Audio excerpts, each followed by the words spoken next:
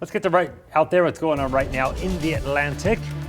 We still have Fernand, or what's left of Fernand, moving through the North Atlantic. You can see it up there in the upper right of your screen. That's going to keep moving away from the U.S.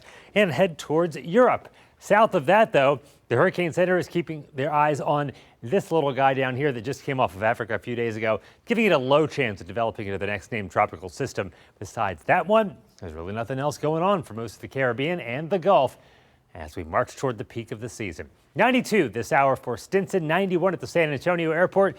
Winds are west-southwest at 8 miles per hour, so a little breeze out there to keep us a little cooler. Dew points at 70 with that humidity at 50%, but because it's so hot, that 50% definitely feels a little bit higher than the actual number.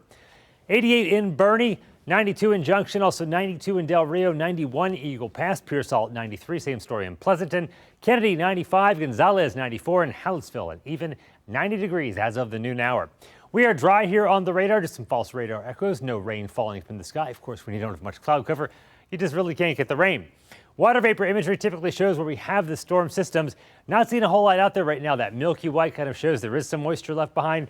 Up here, though, to our north, that's where we have a front that is almost stalled out in North Texas. That's going to sink its way down here and eventually bring us chances for rain that we definitely need. 6 months ago, the drought was absolutely terrible. We have improved this map out as of yesterday.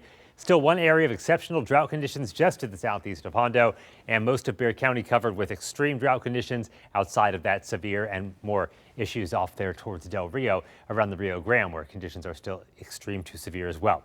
Here's the futurecast. We're going to get some rain. This is the graph model, walking you through it hour by hour, starting you out at 6 o'clock this evening. Most of us rain-free, could see an isolated shower. Best chance in our northern counties. Highs today in the upper 90s to lower 100s.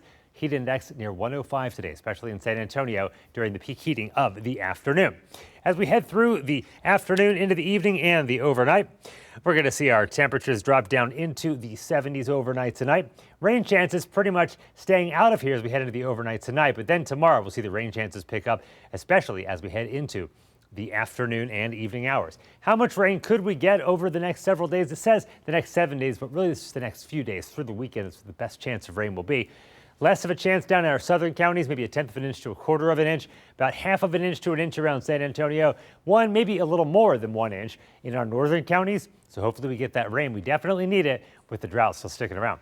So today, 102 for a daytime high. Factor in the humidity, it'll feel more like 105. Tomorrow, 98, and then Sunday, 93. Rain chances go to 30 to 40% over the weekend, drop down to 20% Labor Day itself, and then we dry out Tuesday and Wednesday with slight rain chances returning for the rest of that forecast as we head into the middle of September. We're almost there on the forecast to fall, Sarah, and only one triple-digit day.